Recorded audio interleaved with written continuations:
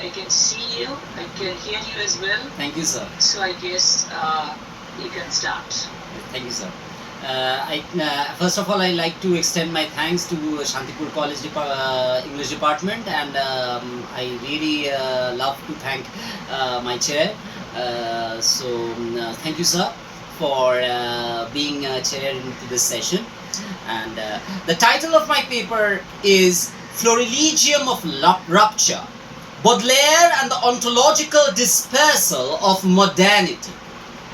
Cognitive rationality of epistemic fallacy in modernity creates a fractured soul in the poetry of Charles Baudelaire.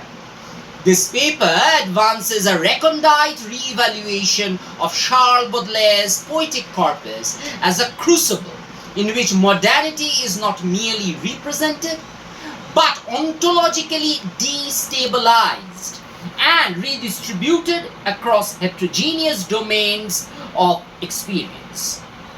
Moving beyond the reductive paradigms of urban ennui and aesthetic decadence, my study foregrounds Baudelaire's poetics as an anticipatory site for contemporary discourses on ecological entanglement, non-human agency, and decentering of the anthropos.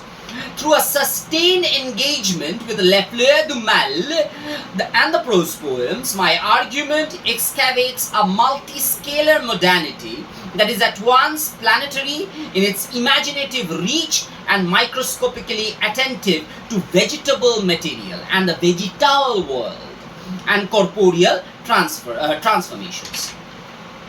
So, Baudelaire's animals, as we know, are not merely metaphors that reinforces human centrality.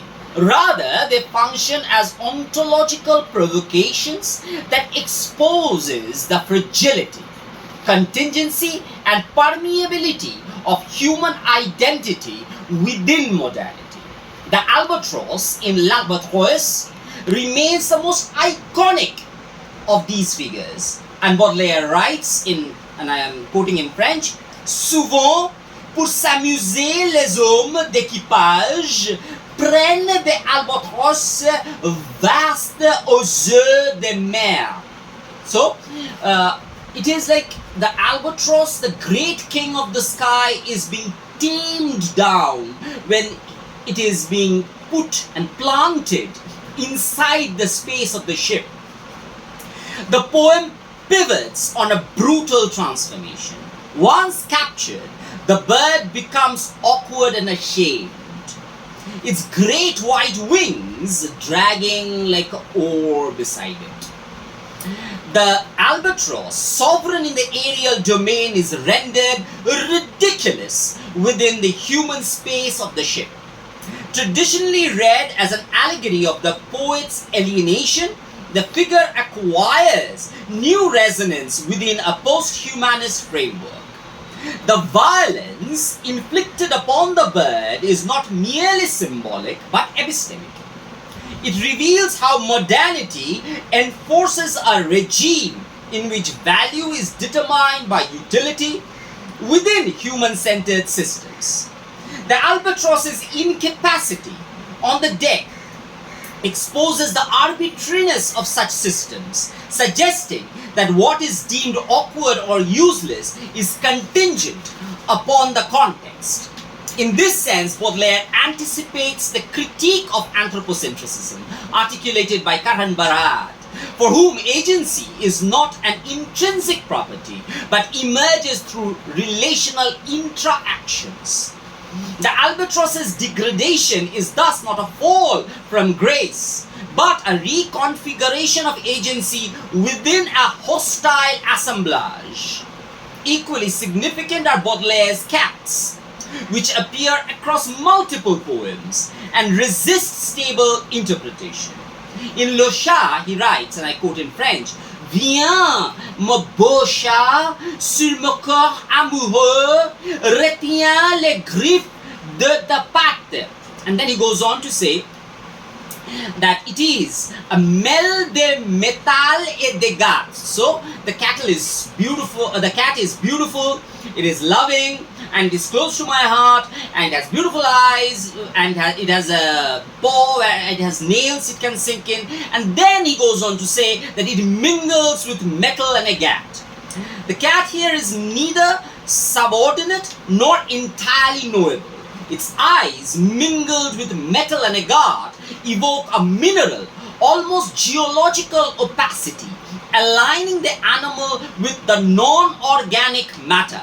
This convergence of animal and mineral registers what new materialist thinkers identify as the vitality of matter itself. The cat's gaze is not merely reflective but confrontational. It resists the human impulse to interpret and dominate. In another poem, where Baudelaire describes cat's voice as le douce, the sweet voice, le douce, and étrange, strange, at the same time, and is capable of penetrating poets' being like a subtle poison, le subtil poisson. It penetrates the poet's heart, le cœur, with subtil poisson. The heart of the poet is penetrated by the subtle poison of the gaze of the cat. Such imagery destabilizes the hierarchy between human and animal, suggesting instead a reciprocal, effective economy. Here one might invoke Jane Bennett's concept of vibrant matter, wherein non-human entities possess a form of agency that disrupts human intentionality. Baudelaire's cats poise between intimacy and alterity embody this vibrancy, functioning as threshold rather than objects. The swan in Le Cygne introduces a more explicitly historical dimension to Baudelaire's animal poetics. Written in the context of Haussmann's transformation of Paris, Le Paris est transformé, the poem represents the swan as a figure of displacement, le figue de displacer. I see that unfortunate one, and I quote, I see that unfortunate one. The swan is the unfortunate one, yeah? Le disfortuné comme ça. Meek and strange and fatal, towards the sky sometimes, like the man of Ovid, towards the ironic sky, cruelly blue, the bleu cruel, on his convulsive neck, stretching his greedy head. And I end my quote. The swan escaped from captivity, yet unable to adapt to the urban environment, becomes an emblem of exile. Its suffering is not merely individual, but ecological, reflecting the broader violence of modernization. The transformation of Paris entails not only the displacement of human populations, but also the erasure of the non-human habitats.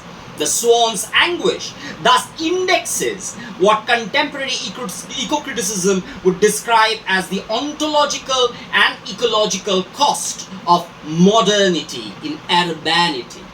Within a post-humanist network, Swan's condition underscores the entanglement of human and non-human histories. The restructuring of the city produces a shared experience of loss that traverses species boundaries.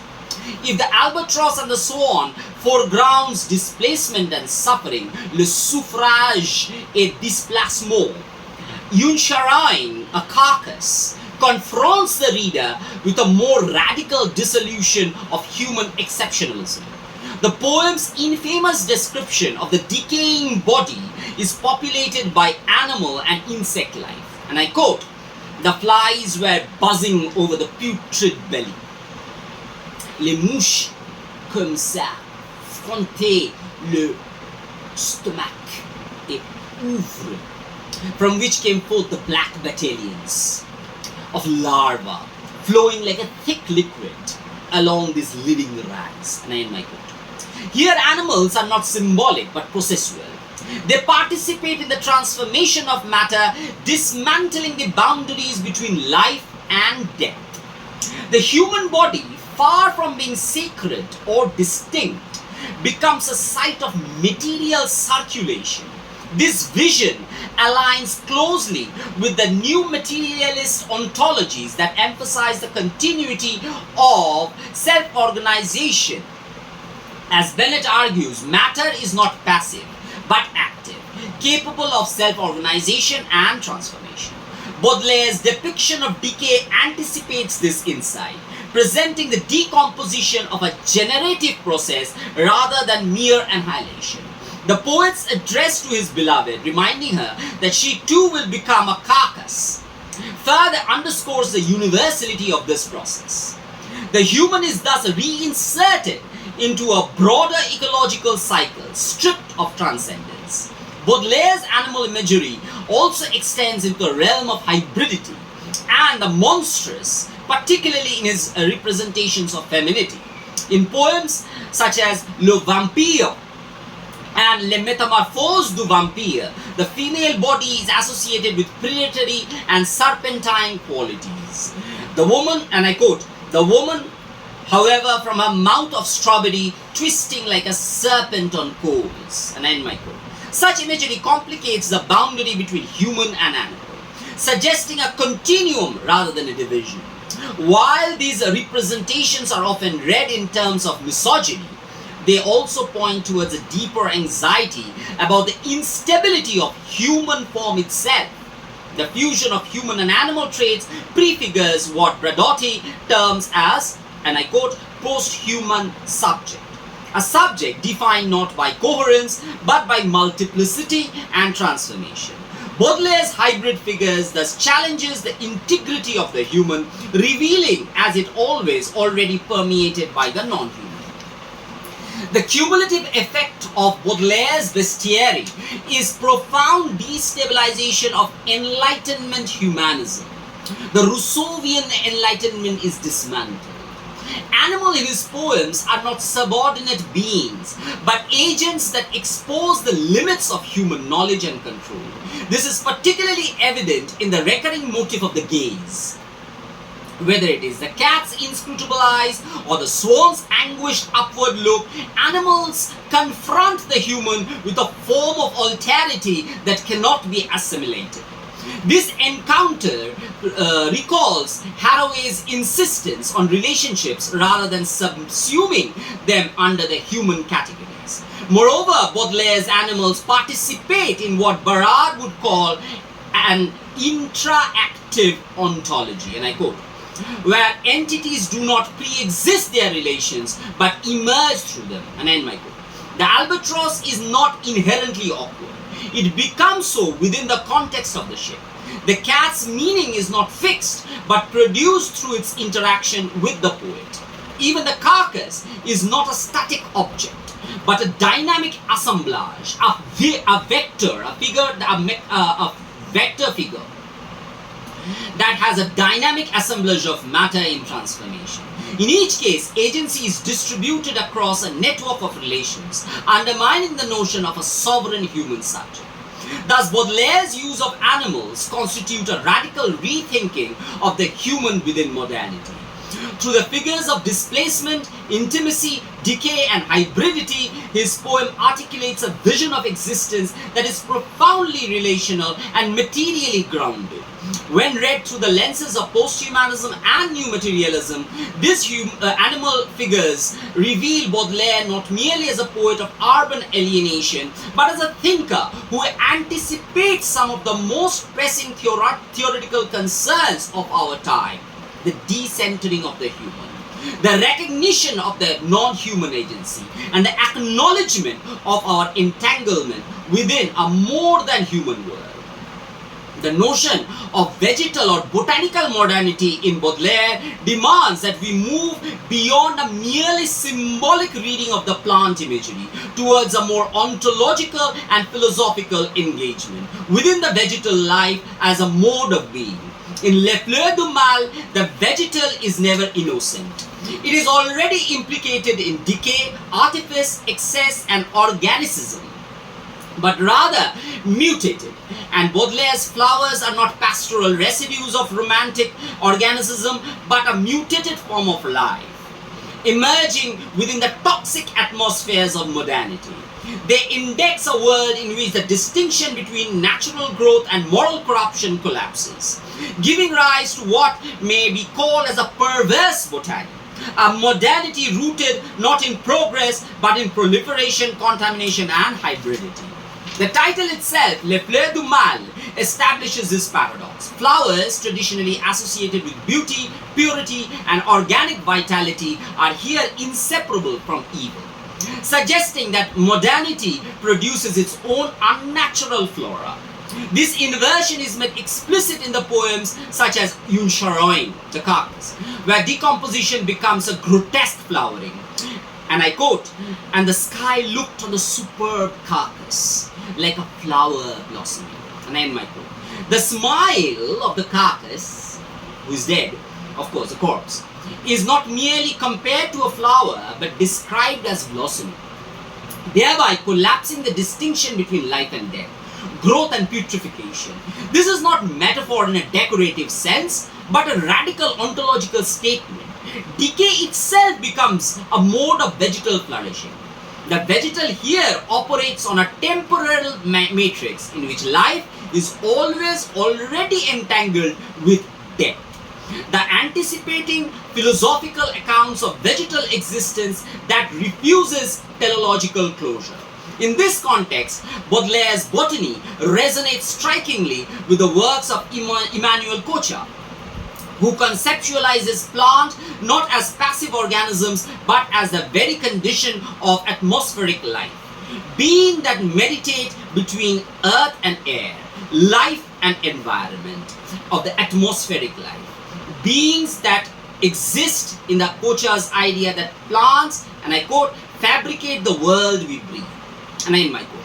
Finds a dark counterpart in Baudelaire. His vegetal forms do not sustain life, but exposes instability. The flowering carcass is an atmosphere of death, a miasmic ecology in which the boundaries of the body dissolve into the environment. Thus, Baudelaire's vegetal modernity is not life-affirming, but atmospherically corrosive, revealing the entanglement of organism and the milieu in a degraded modern world. This entanglement is further elaborated in his poem Correspondance, where nature is figured as a forest of living symbols. And I quote, "Man passes there through the forests of symbols, which observe him with familiar glances." And I end my quote. The vegetal here is not inert, but perceptive, often sentient. The forests are not simply environments, but semiotic agents that observe human. This inversion of perception destabilizes the hierarchy between subject and object, suggesting that the vegetal world participates in a form of distributed cognition. The human is no longer the sole bearer of meaning, but one node within a larger network of signification, le signifié. This aligns with the philosophical trajectory of Michael Marder, whose concept of plant thinking challenges the anthropocentric model of cognition by positing a non-conscious, non-representational form of thought inherent in vegetal life. Baudelaire's forest, within its confused words, anticipates such a model. Meaning is not articulated through rational clarity, but emerges through diffuse sensory correspondence. Baudelaire's vegetal imagery also frequently intersects with artificiality, complicating the opposition between natural and synthetic.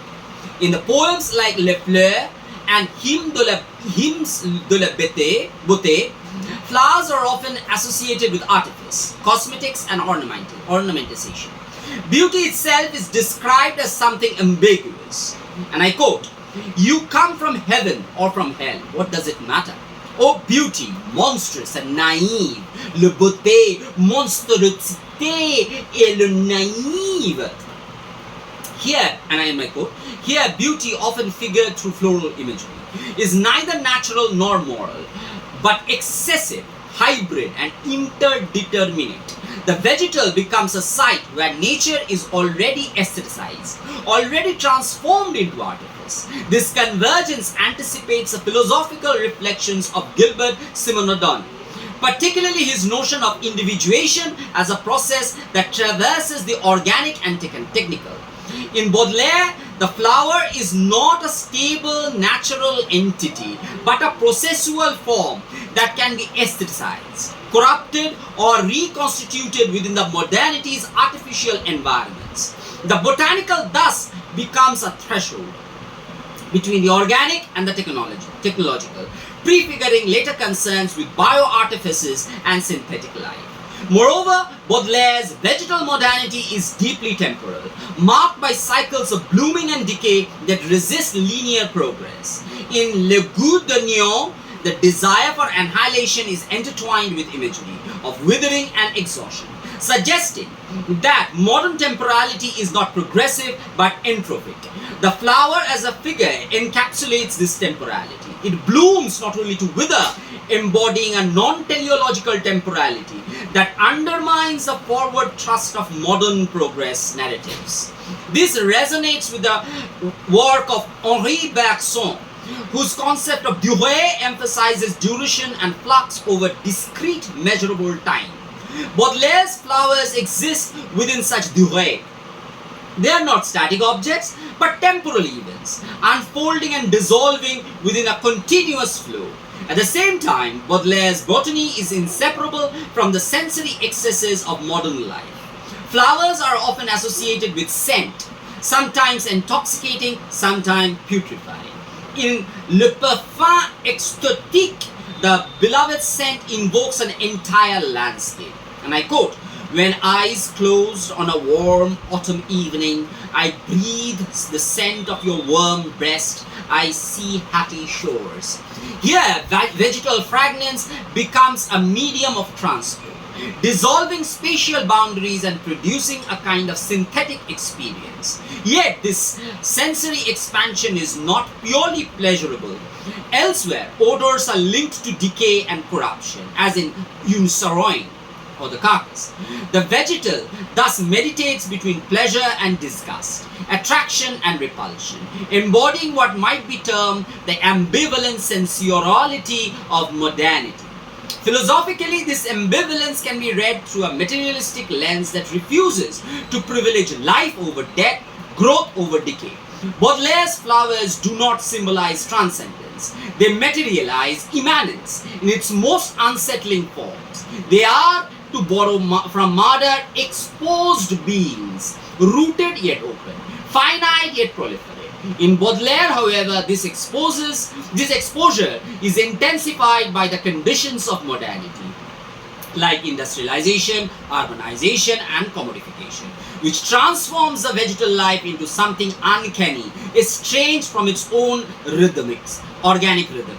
Ultimately, in my conclusion, I would like to say that Baudelaire's vegetal modernity reveals a world in which life is no longer separable from its condition of corruption and artifice. His flowers and his animals are not emblems of harmony but sites of tension, where growth coexists with decay, nature with technology, beauty with monstrosity. Through these botanical figures, Baudelaire articulates a vision of modernity that is profoundly non-human, one in which the vegetal becomes a privileged medium for thinking the instability, materiality, and multiplicity of existence itself. Thank you, sir.